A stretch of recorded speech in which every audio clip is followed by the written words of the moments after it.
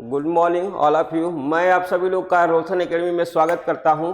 और आइए आज हम लोग देखते हैं अपना एक नया टॉपिक मीन्स इस टॉपिक का नाम हमारा है सिलाई मशीन। यहाँ पर हम लोग देखेंगे सिलाई मशीन के साथ साथ और भी हमारे इसमें पॉइंट्स हैं जिसे हम लोग कहते हैं सिलाई के उपकरण। मीन्स हम कहेंगे कि जो भी हमारे सिविंग इंस्ट्रूमेंट हैं उन सभी के तहत आज आपको क्वेश्चन मिलने वाला है। लाइक दैट हम कहेंगे कि सिलाई के जो पार्ट्स, सिलाई मशीन के जो पार्ट्स हैं उससे भी क्वेश्चन होगा। प्लस हम कहेंगे जो उसके उपकरण हैं, लाइक दैट हम कहेंगे कि निडिल हमारी है, सुई है, तो सुई से भी आपके क्वेश्चन होंगे। कितने नंबर की सुई किस तरीके के वस्त्रों की सिलाई के लिए प्रयोग की जाती है, और प्लस कितने नंबर का धागा भी प्रयोग किया जाता है। तो इस तरीके से सुई की संख्या और हम कहेंगे धागों की संख्या, मीन्स सुई और धागा के जो नंबर्स होते हैं उनको भी आज इन क्वेश्चनों में हम लोग देखेंगे। प्लस सिलाई के जो भी हमारे उपकरण हैं, लाइक दैट हम कहेंगे गुनिया भी है इसमें, हमारा इंची टेप भी है और स्केल भी है, इन सभी से भी आपके क्वेश्चन मिलने वाले हैं। यहाँ तक कि हम कहेंगे कि कैंची से भी आपके क्वेश्चन होंगे। तो इस तरीके से आज आप देखेंगे कैंची कितने प्रकार की होती है और उनका उपयोग भी क्या होता है सिलाई में, इसको भी आप जानेंगे। तो इस तरीके से आपके सामने आज सिलाई के उपकरण संबंधित सभी क्वेश्चन मिलेंगे। तो आइए हम लोग पहला अपना क्वेश्चन देखते हैं। जैसे क्वेश्चन पहला दे रहा है कि सिलाई मशीन का आविष्कार कब और किसने किया था। तो हम लोग जनरली कहेंगे कि ये जनरली तो है नहीं, क्योंकि हम लोग को देखना है सिविंग मशीन की डिस्कवरी देखना है और उसके हम लोग कहेंगे खोजकर्ता को देखना है।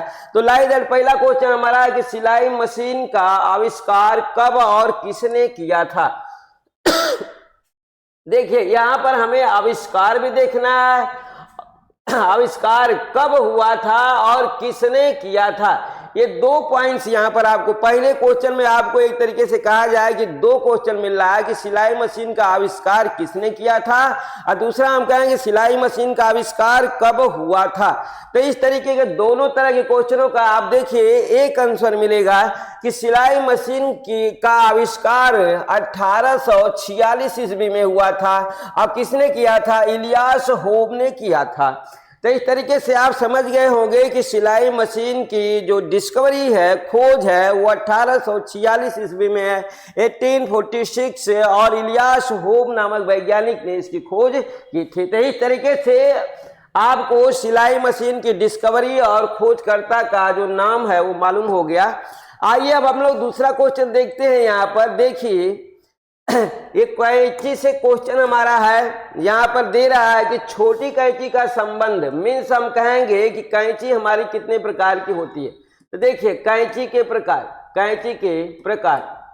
अब कैंची के प्रकार में आप देख सकते हैं कि कैंची हमारी दो प्रकार की होती है। एक हम लोग कहेंगे छोटी कैंची होती है, छोटी कैंची,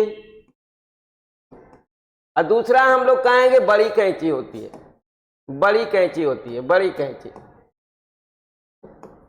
अब देखिए छोटी कैंची का संबंध हमारा किससे होता है, हम लोग कहेंगे छोटी कैंची का संबंध हमारा सीजर से होता है। इसका संबंध हमारा सीजर से होता है, सीजर। देखिए ये छोटी कैंची का संबंध हमारा सीजर से होगा और जबकि बड़ी कैंची का संबंध हमारा शीयर से होता है। किससे होगा, शीयर से होता है, शीयर। तो इस तरीके से आपको मालूम हो गया कि सिलाई उपकरण में जो हमारी कैंची होती है वो दो प्रकार की होती है। एक को हम लोग सीजर कहते हैं और दूसरे को शीयर कहते हैं। तो सीजर हमारी छोटी कैंची होती है और शीयर हमारी बड़ी कैंची होती है। तो इस तरीके से छोटी कैंची का संबंध है, देखिए छोटी कैंची का संबंध किससे है, सीजर से है। और इस तरीके से हम लोग का मालूम हुआ कि दूसरे क्वेश्चन का आंसर हमारा क्या मिलता है, ए मिलता है। तो इस तरीके से आइए हम लोग अपना तीसरा क्वेश्चन देखते हैं। देखिए छोटी कैंची की लंबाई होती है, छोटी कैंची की लंबाई कितनी होती है। तो हम लोग को मालूम होना चाहिए कि छोटी कैंची और बड़ी कैंची दोनों की लंबाइयां भी, जैसे नाम है छोटी कैंची वैसे उसकी साइज भी छोटी होगी और जो बड़ी कैंची है उसकी साइज बड़ी होगी। तो इस तरीके से छोटी कैंची की जो लंबाई होती है वो 4 से 7 इंच होती है। कितनी होती है, 4 से 7 इंच हमारी छोटी कैंची की लंबाई होती है। आइए अगला क्वेश्चन देखते हैं। जो छोटी कैंची का प्रयोग किया जाता है, इस छोटी कैंची मीन्स सीजर कैंची का प्रयोग कहाँ किया जाता है? तो हम लोग कहेंगे कि सीजर कैंची का प्रयोग कढ़ाई में किया जाता है और काज काटने में किया जाता है। फिर हम कहेंगे सिलाई के जो धागा है, सिलाई धागा को काटने में किया जाता है, को काटने में किया जाता है, काटने में। और ऑप्शन हम कहेंगे कि हमारा सी सही होगा, दोनों सही होगा। यहाँ पर ऑप्शनल मीन्स हम कहेंगे कढ़ाई और काज काटने में तथा सिलाई धागा को काटने में इसका प्रयोग किया जाता है। आइए पांचवा क्वेश्चन देखते हैं। देखिए, किस कैंची का निचला सिरा नुकीला और ऊपरी फलक गोलाई का होता है? मीन्स हम कहेंगे कि हमारी जो कैंची होती है, कैंची में हमारे दो फलक होते हैं, एक नीचे होता है, एक ऊपर होता है। तो नीचे का सिरा हमारा नुकीला होगा और ऊपर का सिरा हमारा कैसा होगा? यहाँ पर दे रखा है कि निचला सिरा नुकीला होगा और ऊपरी फलक गोलाई की होगी, ऊपरी फलक गोलाई की, और निचला हम लोग कहेंगे सिरा कैसा होगा? नुकीला होगा। तो ये हमारी किस तरीके की कैंची है? सीजर है, सीयर है, पिकर है, पिकिंग है। तो लाइक दैट हम लोग को मालूम है कि हमारी सीजर है, छोटी कैंची। सीजर मीन्स हम कहेंगे छोटी कैंची। आप समझ गए होंगे कि छोटी कैंची सीजर का हमारा निचला जो फलक है, वो निचले फलक की जो नोक होती है वो पतली होती है, जबकि ऊपरी सिरे की जो नोक होती है वो हमारी कैसी होती है? गोलाई में होती है। आइए छठा क्वेश्चन देखते हैं। आइए, छोटी कैंची आपने देख लिया, अब बड़ी कैंची को आप देखिए कि बड़ी कैंची का संबंध किससे है? हम लोग कहेंगे बड़ी कैंची को सीयर कहा जाता है। क्या कहेंगे? बड़ी कैंची को सीयर कहा जाएगा। और इसकी जो लंबाई होती है वो 9 इंच या इससे भी अधिक होती है, 9 इंच से भी अधिक होती है। 9 इंच एक हमारा मानक है कि इससे छोटी हमारी सीयर नहीं होती है। 9 इंच या इससे भी अधिक लंबाई की हमारी बड़ी कैंची होती है। इसका प्रयोग कहाँ किया जाता है? देखिए, वस्त्र का कपड़ा काटने में, वस्त्र के लिए कपड़ा काटने में हमारी बड़ी कैंची का प्रयोग किया जाता है, मीन्स सीयर का प्रयोग किया जाता है। तो इस तरीके से आपको मालूम हो गया कि छठा का ऑप्शन क्या सही होगा? डी सही होगा। आइए सातवां क्वेश्चन देखिए। पिकिंग कैंची का संबंध है, तो आपको मालूम हो गया होगा कि पिकिंग कैंची का संबंध किससे है। तो हम लोग कहेंगे, देखिए, पिकिंग कैंची वस्त्रों के किनारों को काटने में प्रयोग किया जाता है। और किनारों को कैसा काटा जाता है? किनारों को कंगूरेदार रूप में काटता है। और कंगूरे की प्रक्रिया कैसी होती है? वस्त्र को उधड़ने से बचाता है, जो है मीन्स पिकिंग कैंची का प्रयोग हम लोग कहेंगे कहाँ किया जाता है? वस्त्र के किनारों को काटेंगे। और किनारा भी कैसा होना चाहिए? कंगूरादार होना चाहिए। इससे हमें फायदा क्या मिलता है? हम कहेंगे कंगूरेदार अगर कटिंग हमारे किनारों की होती है तो वस्त्र हमारे उधड़ते नहीं है। मीन्स हम कहेंगे इसका संबंध किससे है? सभी से है। आइए आठवां क्वेश्चन देखिए,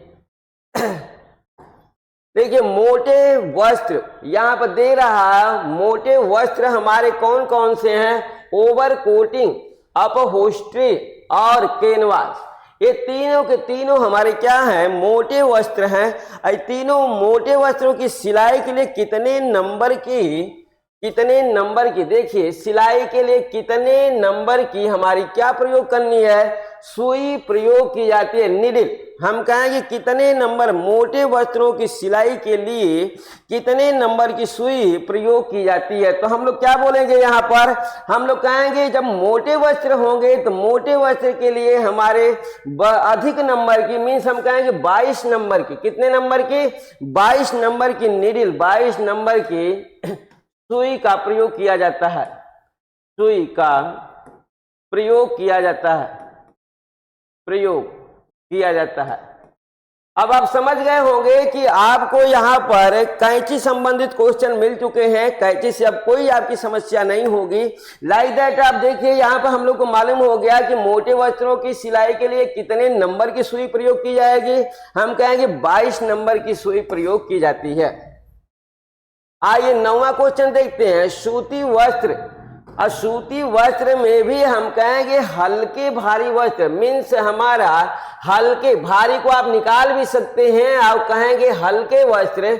लाइक दैट हमारा ड्रेपरी, डेनिम, ट्वीड और गेबर्डिन, और हम क्या बोलेंगे गेबर्डिन। देखिए गेबर्डिन, ये हमारे वस्त्र कितने नंबर की सुई प्रयोग की जाती है। हम कहेंगे वस्त्र हमारा कौन सा है, हम लोग को मालूम है कि सूती वस्त्र है, मीन्स कॉटन के हमारे पतले और महीन रचना के वस्त्र। जब कॉटन के, लाइक दैट हमें फाइबर को ध्यान रखना है कि जो हमारे फाइबर हैं वो फाइबर हमारे किस वर्ग के हैं। हम कहेंगे फाइबर हमारा प्राकृतिक वर्ग का है, और उसमें प्राकृतिक वर्ग में भी स्पेशल कॉटन की बात की गई है कि कॉटन के जो हमारे वस्त्र हैं यहाँ पर, और वो भी जो हल्के वस्त्र हैं, कॉटन में भी जो है 3 श्रेणी के वस्त्र बनते हैं। हल्के बनते हैं, मध्यम भारी बनते हैं, फिर हम कहेंगे भारी वस्त्र बनते हैं। तो इस तरीके से भारी वस्त्र का आपने देख रखा, 22 नंबर की नीडल प्रयोग की जाती है। और यहाँ पर हम कहेंगे अब हल्के वस्त्र हमारे जो कॉटन के होंगे उसके लिए कितने नंबर की जो है हमारी सुई प्रयोग की जाती है। अब वस्त्र भी दे रखा है कि वस्त्र हमारा ड्रेपरी है, हम कहेंगे डेनिम है, ट्वीड है और गेबर्डिन है। ये 4 वस्त्र हमारे दिए गए हैं। इसके लिए कितने नंबर की सुई प्रयोग की जाती है, तो हम लोग क्या कहेंगे, इसके लिए हम लोग को 18 नंबर की, कितने नंबर की, 18 नंबर की सुई प्रयोग की जाती है। सामान्य कपड़े, कॉटन के सामान्य कपड़े के लिए हम लोग कहेंगे कॉटन के सामान्य कपड़े के लिए, सामान्य कपड़े के लिए 16 नंबर की नीडल प्रयोग की जाती है।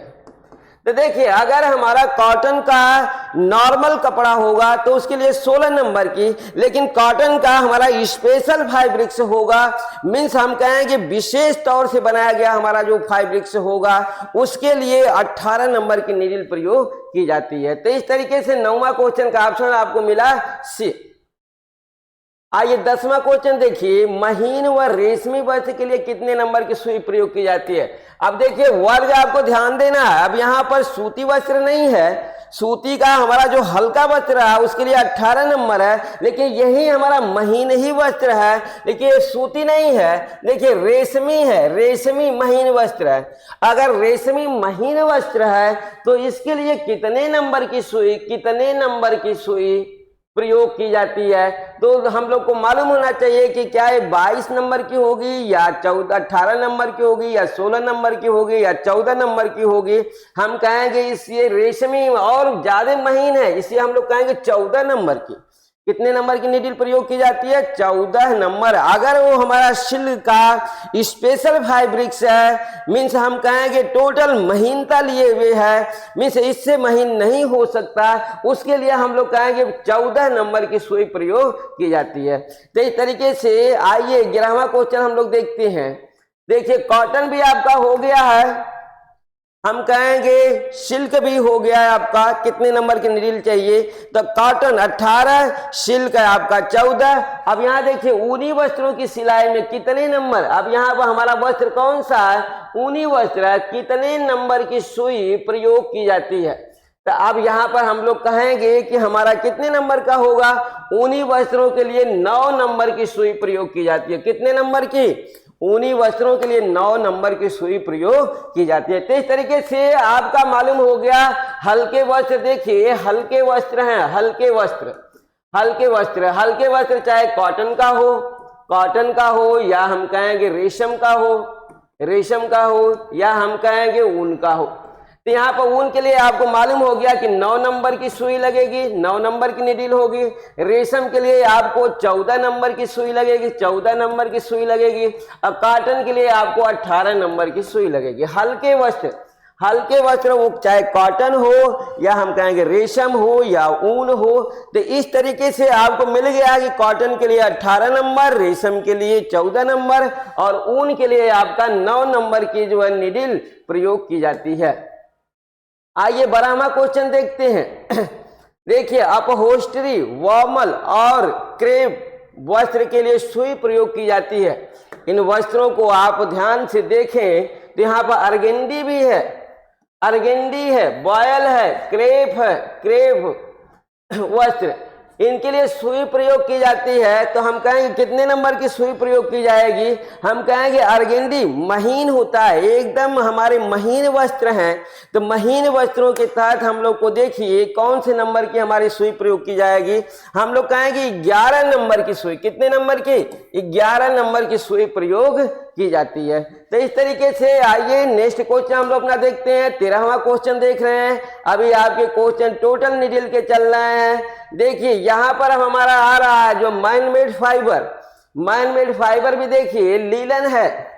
ये मैन मेड नहीं, लीलन हम कहेंगे हमारा फ्लेक्स फाइबर, कार्डुराय, जिंघम, पर्किल, मीन्स यहाँ पर 4 आपके वस्त्र दे रखे जो है लीलन के वस्त्रों के लिए, कार्डुराय का, जिंघम का और हम कहेंगे पर्किल, ये 4 वस्त्र दिए गए। इनके लिए सुई प्रयोग की जाती है। कितने नंबर की सुई प्रयोग की जाती है? तो हम लोग कहेंगे इनके लिए भी हमारा 14 नंबर सिल्क का जो नंबर है वही सिल्क के नंबर द्वारा सुई से हम लोग क्या करते हैं? सिलाई करते हैं। मीन्स 14 नंबर की निडिल से हम लोग लीलन के वस्त्रों को, कॉटन का आपने देखा, कॉटन का 18 नंबर का निडिल चाहिए था, सिल्क का 14 नंबर का चाहिए था, ऊन के लिए 9 नंबर की निडिल चाहिए थी और यहाँ पर लीलन के लिए भी आपका 14 नंबर की निडिल प्रयोग की जाती है। आइए 14वां क्वेश्चन देखते हैं। देखिए, इंची टेप की लंबाई होती है, इंची और टेप की लंबाई हम लोग को मालूम है कितनी होती है? हम लोग कहेंगे इंची और टेप की लंबाई हमारी 5 फीट की होती है। कितनी होती है? हम कहेंगे 5 फीट की होती है। हम लोग कहेंगे 1 फीट में 12 इंच होता है। हम कहेंगे 1 फीट बराबर कितने के होता है? 1 फीट बराबर 12 इंच का होता है। तो 12 पचे देखिए, 12 पचे 60 मीन्स 60 इंच की होगी। फीट में देखेंगे इंची टेप की लंबाई तो फीट में 5 फीट की, अगर हम लोग जो है इंच में देखें जो है तो 60 इंच की और रूलर सिस्टम में देखें तो 12 इंच की। लाइक दैट हम कहेंगे डी हमारा सभी होगा। तो इस तरीके से यहाँ पर आपके स्केल यूनिट चेंज हैं। स्केल यूनिट चेंज होने से आपके कई आंसर यहाँ पर मिलते हैं। तो आप अपने एग्जाम में इसे ध्यान देना कि किस यूनिट में क्वेश्चन को पूछ रहा है। आइए अगला क्वेश्चन देखते हैं हम लोग।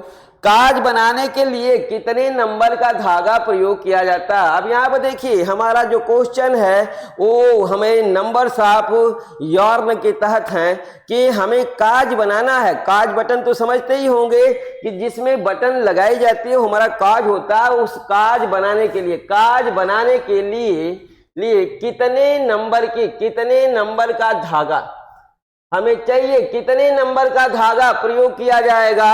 हम कहेंगे 18 नंबर का, 16 नंबर का, 14 नंबर का या 8 नंबर का। तो हम लोग को मालूम है, हम लोग कहेंगे काज बनाने के लिए 8 नंबर का धागा प्रयोग किया जाता है। तो इस तरीके से आपको मालूम हो गया होगा कि काज के लिए कितने नंबर का धागा? 8 नंबर का धागा प्रयोग किया जाता है। तो इस तरीके से आइए हम लोग 16वां क्वेश्चन अपना देखते हैं। 16वां क्वेश्चन देखिए, बोल रहा महीन या हल्के भार वाले वस्त्रों की सिलाई के लिए कितने नंबर का धागा प्रयोग किया जाता है? तो देखिए हम लोग कहेंगे कि यहाँ पर हमारा जो महीन बोल रहा है कि महीन या हल्के भार वाले, तो हम लोग को पहले भी मालूम है कि महीन और हल्के भार वाले वस्त्रों के लिए हमने निडिल का सिस्टम देखा है। मोटे वस्त्रों के लिए भी हमने निडिल का प्रोसेस देखा है। 22 नंबर की निडिल मोटे वस्त्रों की सिलाई में प्रयोग की जाती है। यहाँ पर हमारा वस्त्र है कि महीन और हल्के भार वाले जो वस्त्र हैं इनकी सिलाई के लिए कितने नंबर का धागा, कितने नंबर का धागा प्रयोग किया जाता है। हम कहे 50 नंबर का धागा होगा, 100 नंबर का धागा होगा, या 40 नंबर का धागा होगा, या 20 नंबर का धागा होगा। तो हम लोग क्या कहेंगे, हम लोग कहेंगे महीन और हल्के भार वाले वस्त्रों के लिए हम लोग का 16 नंबर का, ये 100 नंबर का, हम लोग कहेंगे 100 नंबर का, यहाँ पर देखिए 100 नंबर का धागा प्रयोग किया जाता है। तो इस तरीके से हमारे जो वस्त्र हैं वो वस्त्र हमारे स्पेशल फैब्रिक्स हैं, मीन्स हम कहेंगे विशेष विधियों द्वारा तैयार किए गए हैं और विशेष फाइबरों का प्रयोग इसमें किया गया। तो इसके लिए हम लोग कहेंगे 100 नंबर के धागे से महीन और हल्के भार वाले वस्त्रों की सिलाई की जाती है। तो इस तरीके से ये धागे हमारे हैं जिनसे हम लोग क्या करते हैं, सिलाई करते हैं, उन धागों की बातें यहाँ पर चल रही है। देखिए मध्यम भार वाले, अबे हल्के नहीं हैं, हम लोग कहेंगे मध्यम भार वाले हमारे वस्त्र हैं। अब हल्के तो खत्म हो गए, अब मध्यम भार वाले हमारे ये वस्त्र हैं, इनके लिए कितने नंबर का धागा सिलाई के लिए प्रयोग किया जाता है। हम कहेंगे 50 से 60 नंबर का, या 60 से 80 नंबर का, या 80 से 100 नंबर का, या डी कहेंगे सभी। तो हम लोग को मालूम है कि मध्यम भार है, मध्यम भार है तो 60 से 80 नंबर के धागे का हम लोग कहेंगे धागे 60 से लेकर के 80 नंबर के धागों का प्रयोग किया जाता है मध्यम भार वाले वस्त्रों की सिलाई के लिए। 18वां क्वेश्चन आइए, भारी वस्त्र के लिए। अब इस तरीके से हम लोग को मिल रहा है कि भारी, देखिए हम लोग का भारी वस्त्र के लिए कितने नंबर का धागा प्रयोग किया जाता है। मीन्स आपको तीनों तरह के वस्त्रों में धागे का प्रोसेस मिल रहा है कि अगर हमारा भारी वस्त्र होगा, ये देखिए भारी वस्त्र के लिए कितने नंबर का धागा प्रयोग किया जाता है। तो हम लोग कहेंगे क्या 100 से 80, या 80 से 60, या हम लोग कहेंगे 20 से 40 नंबर का, या डी हम कहेंगे सभी। तो देखिए भारी नंबर का हमारा वस्त्र है, तो भारी नंबर के वस्त्रों के लिए हम लोग कहें, भारी वस्त्र के लिए हमारा नंबर देखिए हम लोग कहेंगे 20 से 40 नंबर का धागा प्रयोग किया जाता है। धागे का नंबर जितना कम होगा धागा उतना ही हमारा क्या होगा, मोटा होगा, और जितना धागा का नंबर अधिक होगा हम कहेंगे धागा उतना ही पतला होगा। इसलिए धागे का जो नंबर होता है वो महीनता पर आधारित होता है। मीन्स हम कहेंगे कि अधिक नंबर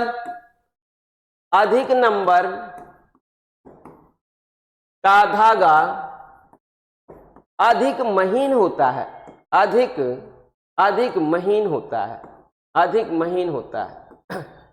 तो इस तरीके से आपने देख लिया कि महीन वस्त्रों के सिलाई के लिए 100 नंबर का धागा प्रयोग किया जाता है, जबकि मध्यम भार वाले वस्त्रों के लिए 60 से 80 नंबर का धागा प्रयोग किया जाता है, जबकि भारी वस्त्रों की सिलाई के लिए हम लोग कहेंगे 20 से 40 नंबर के धागे का प्रयोग किया जाता है। तो इस तरीके से आपने देख लिया, निडिल का भी नंबर देख लिया, धागे का भी नंबर देख लिया। इससे ज्यादा आपके क्वेश्चन जो है नहीं टकराने वाले हैं, और आप इन सबको अगर याद कर लेते हैं तो आपके क्वेश्चन इसी में से आते हैं। नंबर्स ऑफ यार्न और नंबर्स ऑफ नीडल। तो नंबर्स ऑफ यार्न और नंबर्स ऑफ नीडल के हमने जो है 4-4, 5-5 क्वेश्चन दिया है, इन्हीं में से आपका क्वेश्चन फंसेगा। इन सबको आप याद रखिए। आइए अगला क्वेश्चन हम लोग देखते हैं। ये हमारा नेक्स्ट इंस्ट्रूमेंट है, हम लोग कहेंगे यहाँ पर देखिए गुनिया है हमारा। गुनिया हम लोग कहेंगे मेजरमेंट है। गुनिया हमारी क्या होती है, हम लोग कहेंगे मेजरमेंट है, मापक है। इसके द्वारा हम लोग इसे जानली भाषा में हम स्केल भी कहते हैं, मापन कहते हैं। इसका प्रयोग हम लोग कहाँ करते हैं, हम लोग कहेंगे कपड़ों को मापने में किया जाता है। तो देखिए गुनिया मीन्स हम कहेंगे समकोण स्केल। समकोण तो जान ही रहे होंगे, 90 अंश के कोण का प्रोसेस होता है। ये देखिए हमारा 90 अंश के कोण की प्रक्रिया होती है समकोण में, ये समकोण का प्रोसेस है। गुनिया में भुजाओं का अनुपात होता है। यहाँ पर कितनी भुजाएं हैं, हम कहेंगे 2 भुजाएं हैं। ये हमारी चौड़ाई की भुजा है और ये हमारी लंबाई की भुजा है। तो इन दोनों भुजाओं में अनुपात कितना होगा, हम कहेंगे लंबाई और चौड़ाई का अनुपात कितना होगा, हम कहेंगे 1:2। मीन्स कितना होगा, 1:2 का अनुपात हमारा भुजाओं में होता है। आइए अगला क्वेश्चन हम लोग देखते हैं। 20वां क्वेश्चन देखिए। बोला मिल्टन कपड़ा बना होता है। मिल्टन कपड़ा मीन्स हम कहेंगे ड्राफ्टिंग की जाती है, मिल्टन कपड़ों पर ड्राफ्टिंग की जाती है। इस ड्राफ्टिंग को फिर हम लोग क्या करते हैं, अपने कपड़ों पर उकेरते हैं। तो ये मिल्टन कपड़ा हमारा कैसा होता है, इसी पर हम लोग जो है कटिंग भी सीखते हैं। मिल्टन कपड़े पर कटिंग भी सीखी जाती है ड्राफ्टिंग करके। तो लाइक दैट ये कपड़ा हमारा किसका बना होता है, सूती प्लस ऊन दोनों का बना होता है। ब्लेंड है, सूती मीन्स कॉटन और ऊन का ब्लेंड है, या हम कहें कॉटन नायलॉन का ब्लेंड है, या हम कहें कॉटन और आर्लॉन का ब्लेंड है, या हम कहेंगे डी सभी का है। तो हम लोग को मालूम होना चाहिए कि हमारा ब्लेंड कपड़ा ये सभी का होता है। किसका होता है, ये सभी, चाहे इसमें कॉटन और हमारा ऊन हो, सूती हो, या हमारा नायलॉन हो, सूती या आर्लॉन हो, किसी का भी हम लोग कपड़ा जो है ले लेते हैं, उसे हम नाम देंगे मिल्टन कपड़ा। आइए 21वां क्वेश्चन देखिए, सिलाई मशीन का वह भाग जो धागे की रील को साधता है, मीन्स धागे की रील। अब हम लोग देखेंगे सिलाई मशीन के जो पार्ट्स हैं मीन्स कल पुर्जे हैं, उन कल पुर्जों से आपके क्वेश्चन एक आता है। तो यहाँ पर देखिए सिलाई मशीन के जो कल पुर्जे हैं उनके जो वर्क हैं, उन वर्कों को ज्यादातर हम लोग देखेंगे कि सिलाई मशीन के जो भी पार्ट्स हैं, मेजर वाले पार्ट्स जो है, पार्ट तो इसे आप जानते हैं कि 17-18 पार्ट्स होते हैं सिलाई मशीन के, लेकिन हम लोग सभी पार्ट्सों के तहत अपना क्वेश्चन नहीं लेते हैं। हम लोग लेंगे उसी का जो बार बार आए हुए क्वेश्चन है, जिस पार्ट से, या हम कहेंगे जिससे क्वेश्चन बनने की हमारी ज्यादातर संभावना है। तो इस तरीके का संभावना को देखते हुए, आए हुए क्वेश्चनों को ध्यान में रखते हुए हमारे यहाँ पर सभी क्वेश्चन है। तो लाइक दैट देखिए, सिलाई मशीन का वह भाग जो धागे की रील को साधता है, मीन्स सिलाई मशीन का वह भाग, कौन सा भाग है सिलाई मशीन का जो धागे की रील को क्या करता है, कंट्रोल करता है, या धागे की रील को अपने आप में जो है सजा करके रखता है। तो अपने आप को सजा करके रखने वाला, जिसमें हम धागे की रील कहते हैं जो है कि लगाई जाती है, उस सिलाई मशीन के भाग को हम लोग क्या बोलते हैं, तो उसे हम लोग स्पून पिन कहते हैं। क्या बोलते हैं, स्पून पिन। एक खूंटी के समान होता है, इस तरीके का होता है सिलाई मशीन पर। इसी में हमारे क्या होते हैं, हम लोग कहते हैं कि हमारे रील के धागे इसमें लगा दिए जाते हैं। तो इस तरीके का इसका नाम जो होगा उसे हम लोग क्या बोलेंगे, स्पून पिन बोला जाता है।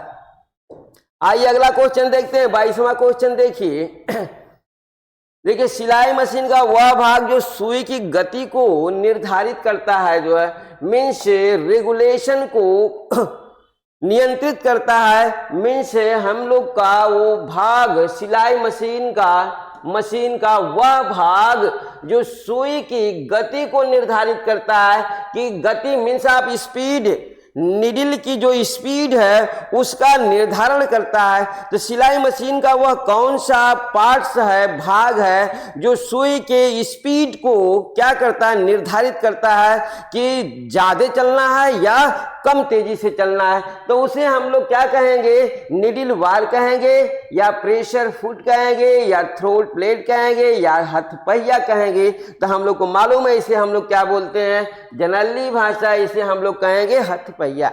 हाथ से पहिया मीन्स हमको मालूम है कि हमारी मशीन जो है, हाथ की एक मशीन होती है, एक पैर की मशीन होती है। तो यहाँ पर जो हमारा क्वेश्चन है वो हमारा हथपहिया है, मीन्स हथपहिया के तहत हम लोग कहेंगे सुई की गति को निर्धारित किया जाता है। इसे तेजी से चला करके गति को बढ़ाया जाता है, इसे रोक करके या इसे घर्षण प्रक्रिया द्वारा कम करके गति को कम किया जाता है। अगला क्वेश्चन देखिए, सिलाई के धागे में तनाव नियंत्रक का कार्य करता है, मीन्स हम कहेंगे कि जो हमारे वीविंग यार्न है, मीन्स ये हमारे सीविंग यार्न है, सिलाई के जो धागे हैं उन धागों के तहत क्वेश्चन है कि इन धागों में जो स्ट्रेस है, तनाव है, उसका नियंत्रण का कार्य करता है, नियंत्रण का कार्य करता है। उसको नियंत्रित कौन करता है, धागे में तनाव को, धागे में हम कहेंगे जो स्ट्रेस है, टेंशन है, उस तनाव को कंट्रोल करता है। कौन कंट्रोल करता है, सिलाई मशीन का वह कौन सा भाग है जो धागे के तनाव को कंट्रोल करता है, मीन्स लूज नहीं होने देता। अगर धागा लूज हो गया तो ब्रेक कर जाएगा, अगर ज्यादा टाइट हो गया तो भी ब्रेक कर देगा। मीन्स एक नॉर्मल स्ट्रेस धागे में होनी चाहिए। इसके लिए मशीन का, सिलाई मशीन का कौन सा पार्ट है जो उसको कंट्रोल करता है? तो हम लोग क्या बोलेंगे, हम लोग कहेंगे यहाँ पर देखिए टेंशन नट और टेंशन डिस्क, ये दोनों हमारे नट और डिस्क दोनों होते हैं जो धागे में तनाव को कंट्रोल करते हैं, मीन्स नियंत्रित करते हैं। आइए अगला क्वेश्चन देखते हैं। 24वां क्वेश्चन देखिए, सिलाई मशीन का वह भाग जिससे सुई जुड़ी होती है, मीन्स निडिल किस से जुड़ी होती है? हम कहेंगे कि सुई हमारी सिलाई मशीन का वह भाग जिससे सुई जुड़ी होती है, तो हम कहेंगे क्या उसे फीड डॉग कहेंगे, या निडिल वार बोलेंगे, या टेंशन डिस्क बोलेंगे, या सभी कहेंगे? हम कहेंगे इसे निडिल वार कहा जाता है। क्या कहते हैं इसको? हम लोग निडिल वार कहते हैं। इस निडिल वार से हमारी निडिल जुड़ी होती है। सिलाई मशीन का वह भाग जिससे सुई जुड़ी होती है। देखिए क्वेश्चन हमारा रिपीट हो गया है। आइए अगला क्वेश्चन हम लोग देखते हैं। 26वां क्वेश्चन हमारा है कि सिलाई करते समय कपड़े को दबाकर रखता है। कपड़े को मीन्स सिलाई करते समय कपड़ा अगर हमारा दबा नहीं होगा तो अच्छे से सिविंग नहीं हो पाएगी। जो सिविंग के इंटरलॉक हैं वो कहीं दूर दूर हो जाएंगे, कहीं पास पास हो जाएंगे, या आपस में ही उलझ करके रह जाएंगे। तो इसलिए सिविंग के जो इंटरलॉक हैं उनको एक सतत प्रक्रिया देने के लिए कपड़ों को दबा करके रखा जाता है। अगर सिलाई के समय कपड़ों को दबा करके जो रखता है सिलाई का, वह कौन सा भाग है? हम कहेंगे क्या प्रेशर फुट है, या प्रेशर वार है, या थ्रोड प्लेट है, या डी हम कहेंगे सभी है। तो हम लोग को मालूम है कि इसे हम लोग क्या बोलते हैं, प्रेशर, इसे हम लोग कहेंगे प्रेशर फुट के नाम से जानते हैं। इसे क्या बोलेंगे हम लोग? इसे हम लोग प्रेशर फुट के नाम से जानते हैं। जो कपड़े में क्या करता है, जो सिलाई करते समय उसे एक दाब प्रक्रिया द्वारा दबा करके रखता है। आइए अगला क्वेश्चन हम लोग देखते हैं। 27वां क्वेश्चन, सिलाई मशीन में लिफ्टर का संबंध है। लिफ्टर आप समझते होंगे, इसको उठा दिया जाता है और इसको गिरा दिया जाता है। इसको उठा करके गिरा करके हम लोग क्या करते हैं, कपड़ों को आगे पीछे लेते हैं, या धागों को हम लोग क्या करते हैं, जो टूटे हुए धागे या हम कहें खत्म हुए धागों को जो है बॉम्बिंग में हम लोग क्या करते हैं, लपेटते हैं। तो इस तरीके से लिफ्टर, इस लिफ्टर को आपको मालूम है लिफ्ट से लिफ्टर शब्द बना हुआ है। तो इस लिफ्टर का क्या संबंध होता है हमारे सिलाई मशीन में? प्रेशर वार को उठाना, प्रेशर वार को गिराना, सी हम कहेंगे दोनों। तो आपको मालूम है कि प्रेशर वार को उठाना भी है और प्रेशर बार को गिराना भी है। हम कहेंगे संबंध इसका किससे होगा? दोनों से होगा। मीन्स उठाने और गिराने दोनों से होता है। अगला क्वेश्चन देखिए हम लोग का बोल रहा है, सिलाई करते समय कपड़े को आगे की ओर बढ़ाता है। मीन्स हम कहेंगे कि कपड़े को आगे की ओर बढ़ाता जाता है। आप जैसे जैसे सिलाई करते जाते हैं वैसे वैसे हमारा जो सिला हुआ कपड़ा आगे बढ़ता जाता है। तो इसको आगे बढ़ाने का कार्य करता कौन है? हम कहेंगे कि सिलाई करते हैं कपड़े को आगे की ओर बढ़ाता है। कौन बढ़ाता है? हम कहें क्या निडिल वार होता है, या प्रेशर फुट होता है, या फीड डॉग होता है, या हम कहेंगे डी सभी होता है। तो आप इसे अच्छे से जानते हैं कि इसे हम लोग फीड डॉग के नाम से जानते हैं।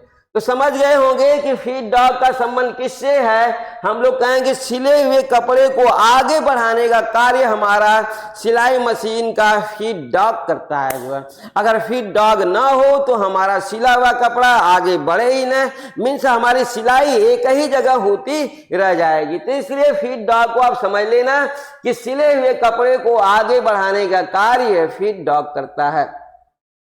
देखिए थ्रेड गाइड की संख्या कितनी होती है? हम कहेंगे थ्रेड गाइड, थ्रेड समझते होंगे कि जिस धागे से हम लोग कहेंगे वस्त्रों की सिलाई की जाती है, उन धागों को थ्रेड नाम से जाने जाते हैं। उन धागों को हम लोग थ्रेड कहते हैं। मीन्स इस तरीके से आप समझ गए होंगे कि हमारा जो धागा होता है जिसे आप वार्प और वेफ्ट के नाम से जानते हैं, तो सिलाई के समय उन्हीं धागे को हम लोग क्या नाम देते हैं?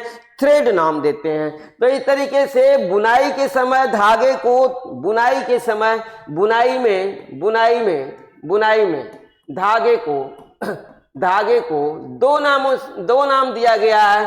धागे को दो नाम दिया गया है दो नाम, जिसे आप जानते हैं ताना और दूसरा आप कहते हैं बाना। आप लिख भराई का धागा। तो इस तरीके से आपको मालूम है कि यहाँ पर क्या बोलते हैं, ताना वार्प बोलते हैं और यहाँ पर आप वेफ्ट बोलते हैं, तो देखिए वार्प और वेफ्ट ये हमारा बुनाई में धागे को दो नाम दिया गया। लेकिन अगर यही सिविंग की बात आ गई, सिलाई की बात आ गई, तो सिलाई में धागे को एक नाम दिया जाता है, थ्रेड के नाम से दिया जाता है। मीन्स थ्रेड गाइड की संख्या कितनी होती है, हम कहेंगे थ्रेड गाइड की संख्या हमारी 3 होती है। तो आइए अगला क्वेश्चन हम लोग देखते हैं। तीसरा क्वेश्चन देखिए, हमारा थर्ड माइंड का कार्य है। थर्ड माइंड का कार्य क्या होता है, ये आप जानते ही हैं। सिलाई करते समय धागों को उलझने से रोकना, ये हमारा थर्ड माइंड सिलाई करते समय धागों को उलझने से रोकना, ये है इसका कार्य।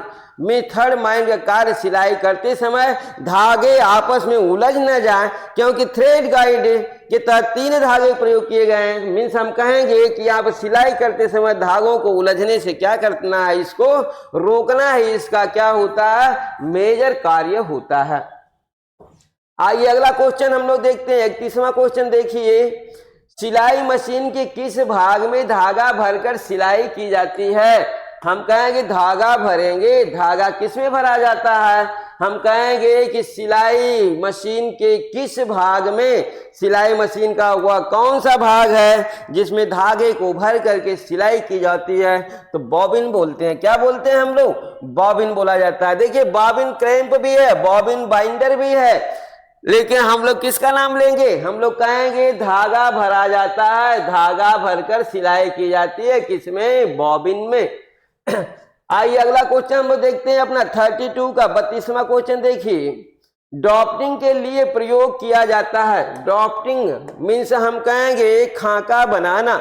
मीन्स ड्राफ्टिंग मीन्स होता है खाका बनाना। मीन्स हम कहेंगे वस्त्रों पर या हम कहेंगे मिल्टन क्लॉथ पर खाका किसके द्वारा बनाएंगे, हम कहेंगे साधारण स्केल से बनाएंगे। ड्राफ्टिंग के लिए साधारण स्केल लेंगे या हम कहेंगे टेलर स्केल लेंगे, या दोनों का प्रयोग किया जाएगा।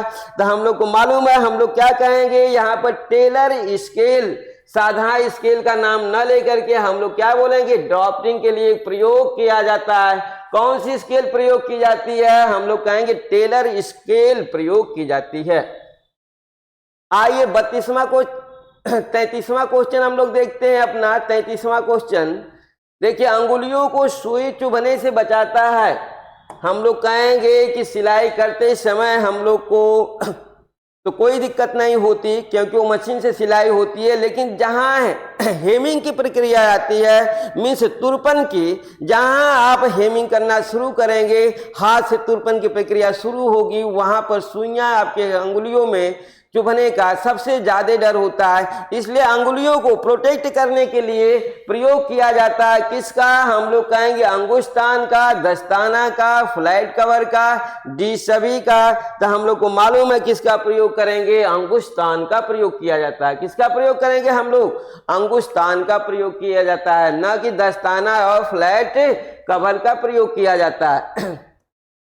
आइए अगला क्वेश्चन हम लोग देखते हैं। बोल रहा है यहाँ पर, नेक्स्ट क्वेश्चन है आपका कि सुई में धागा डालने के लिए प्रयोग किया जाता है। किसका प्रयोग करेंगे हम लोग, सुई में धागा डालने के लिए प्रयोग किया जाता है। किसका प्रयोग किया जाता है, पीकर का या थ्रेडर का या नीडल वार का या डी कहेंगे सभी का। तो हम लोग को मालूम है कि थ्रेडर मीन्स थ्रेड, थ्रेड आपको मालूम ही है कि जिस धागे से स्विंग की जाती है उस धागे को थ्रेड बोलते हैं। और उसके लिए जो हमारा उसमें डालने का जो हमारा इंस्ट्रूमेंट होगा उसे हम लोग थ्रेडर कहते हैं। तो आप समझ गए होंगे कि थ्रेडर क्या है। थ्रेडर हमारा सिलाई मशीन का एक ऐसा पार्ट्स है जिसके द्वारा नीडल में धागे डाले जाते हैं। अगला क्वेश्चन देखिए 35। देखिए, वस्त्र पर लगे टाकों को खोलने में प्रयोग किया जाता है। जो हमारे टाके लगाए गए हैं वस्त्रों में, लाइक दैट हम कहें कि बॉस्टिंग टाका मीन्स कच्चा टाका। आपको टाके पढ़ाए गए हैं तो वहां पर आपको मालूम होगा कि बॉस्टिंग टाका मीन्स हम कहेंगे कच्चा टाका। तो उस कच्चे टाके को उखाड़ना है। वस्त्र पर लगे टाकों को खोलने में प्रयोग किया जाता है। किसका प्रयोग किया जाएगा? स्क्रू का, सीजर का, स्टिच ओपनर का, या हम कहेंगे डी सभी का। तो हम लोग क्या बोलेंगे यहाँ पर? हम कहेंगे स्टिच ओपनर का। किसका प्रयोग किया जाएगा? स्टिच मीन्स हम लोग कहेंगे स्टिच मीन्स टाके होता है जो है, stitch means stitch opener, stitch को खोलने वाले का प्रयोग किया जाता है। तो इस तरह से स्टिच का मतलब आप समझ गए होंगे, टाका होता है टाका। ओपनर मीन्स खोलने वाला, टाका खोलने वाला, खोलने, टाका खोलने वाला। टाका खोलने वाले को हम लोग क्या बोलते हैं? स्टिच ओपनर की संज्ञा दी गई है। आइए 36वां क्वेश्चन हम लोग देखते हैं। देखिए, पिन को जंग से बचाता है। जो हमारी पिन होती है वस्त्रों में लगाई जाती है उसको हम लोग कहेंगे कि उसमें जंग न लगने पाए। तो जंग से बचाने के लिए हम लोग कहेंगे पिन को कहाँ रखा जाएगा? हम कहेंगे पिन कुशन में रखा जाता है। कहाँ रखते हैं? पिन को पिन कुशन में रखने से पिन पर जंग नहीं लगता है। तो इस तरीके से आपको मालूम हो गया कि पिन का प्रोटेक्टिव जो हमारा इंस्ट्रूमेंट है वो क्या है? पिन कुशन है। आइए अगला क्वेश्चन हम लोग देखते हैं। देखिए 37 का क्वेश्चन जो है, कपड़ों पर निशान लगाने के लिए प्रयोग की जाती है। कपड़ों पर हम लोग कहेंगे कपड़ों पर निशान लगाना है। मीन्स हम कहेंगे क्या कि ये हमारा जो निशान लगाया गया कपड़ों पर, ये निशान के द्वारा ही हम लोग क्या करेंगे? कटिंग की प्रक्रिया करेंगे। और उसमें आपको मालूम है कि कटिंग के लिए मोटे निशान प्रयोग किए जाते हैं। और उसके तहत हम लोग कहेंगे किसका प्रयोग किया जाएगा? फ्रेंच चॉक का, या मिल्टन चॉक का, या टेलर चॉक का, या डी हम कहेंगे सभी का। तो आपको मालूम होना चाहिए कि यहाँ पर ये सभी चॉक का प्रयोग किया जाता है आपका कपड़ों पर निशान लगाने के लिए। वो मिल्टन चॉक भी आप कह सकते हैं, आप फ्रेंच चॉक भी कह सकते हैं, और टेलर चॉक भी कह सकते हैं। किसी का भी प्रयोग इसमें आप कर सकते हैं। लाइक ज्यादातर को आपको तो मालूम है कि फ्रेंच चॉक का प्रयोग कहाँ किया जाता है? ग्रीस हम कहेंगे स्पॉइलेज को एब्जॉर्ब करने में भी इसका ज्यादातर प्रयोग किया जाता है। आइए अगला क्वेश्चन हम लोग देखते हैं 38 का। देखिए, सिलाई करते समय सुई को धागा देता है। सुई को धागा कौन देता है? हमारा जब हम सिलाई करते हैं तो हमें मालूम है सिलाई करते समय सुई को धागा देता है। हम कहेंगे एक धागा तो हमारा क्या है? हम लोग कहेंगे कि आपका सुई में लगी होती है, लेकिन जो दूसरा धागा होता है वो बॉबिन में होता है। तो हम कहेंगे कि उस बॉबिन में से धागे को कौन निकाल करके देता है? सिलाई करते समय सुई को धागा देता है। टेक अप लीवर है या take off lever? Take up lever, up और ऑफ। देखिए, टेक अप है और टेक ऑफ है। टेक अप और ऑफ में अंतर होता है। Take up lever, take off lever हम कहेंगे सी दोनों, और डी बोल रहा है इसमें से कोई नहीं। तो हम लोग क्या बोलेंगे? देने का मतलब है टेक अप। क्या बोलेंगे हम लोग? टेक ऑफ न हो करके क्या होता है? ध्यान देना, टेक अप और टेक ऑफ। तो यहां पर हमारी बातें आती है किसकी? टेक अप की आती है, ना कि टेक ऑफ की आती है। आइए 39वां क्वेश्चन देखते हैं। देखिए, फ्लाई व्हील किस दिशा में होता है? मीन्स क्लॉकवाइज या एंटी क्लॉकवाइज। हम कहेंगे किस दिशा में वो मूव करता है हमारा फ्लाई व्हील। व्हील तो समझ ही गए होंगे, व्हील मीन्स पहिया होता है। फ्लाई मीन्स हम लोग कहेंगे गति करने के तहत या उड़ने के तहत हमारी जो पहिया होती है। तो हम कहेंगे ये क्लॉकवाइज, आप ऐसे मारते हैं या ऐसे मारते हैं। तो इस तरीके से हम लोग कहेंगे फ्लाई व्हील किस दिशा में गति करता है, लेफ्ट हैंड साइड या राइट हैंड साइड या एम्बिडेंट मीन्स दोनों साइड गति करेगा सिलाई करते समय, या एक साइड गति करेगा, एक में लेफ्ट होगा कि राइट होगा, तो हम लोग को मालूम है कि ये राइट साइड होता है। कौन से साइड होता है? व्हील हमारी राइट साइड में जो है क्या करती है, मूव करती है। आइए अपना लास्ट क्वेश्चन देखते हैं। लास्ट क्वेश्चन देखिए, सिलाई मशीन की सफाई की जाती है। सिलाई मशीन की सफाई किससे की जाती है? हम कहेंगे लुब्रिकेंट ऑयल या किरोसिन। किरोसिन देखिए, किरोसिन ऑयल को हम लोग मिट्टी का तेल बोलते हैं। क्या बोलते हैं? मिट्टी का तेल। मिट्टी का तेल, ये किरोसिन ऑयल यही है आपका। मिट्टी के तेल को हम लोग किरोसिन ऑयल बोलते हैं। सी बोला जाता है दोनों। तो सिलाई मशीन की सफाई किसके द्वारा की जाती है? हम कहेंगे इन दोनों के द्वारा की जाती है। मीन्स हमारा लुब्रिकेंट भी प्रयोग किया जाता है और हम कहेंगे किरोसिन ऑयल का भी प्रयोग किया जाता है। तो इस तरीके से आज हमारा 40 क्वेश्चन कंप्लीट होता है, जो कि हम कहेंगे कि सिलाई मशीन के भाग और सिलाई के उपकरण लाइक दैट कैंची हो गया, नीडल हो गया, हम कहेंगे स्केल हो गया, इन सभी के तहत हमारे आज के क्वेश्चन कंप्लीट होते हैं। फिर कल हम लोग एक नए अपने टॉपिक के तहत मिलते हैं। तब तक के लिए नमस्कार।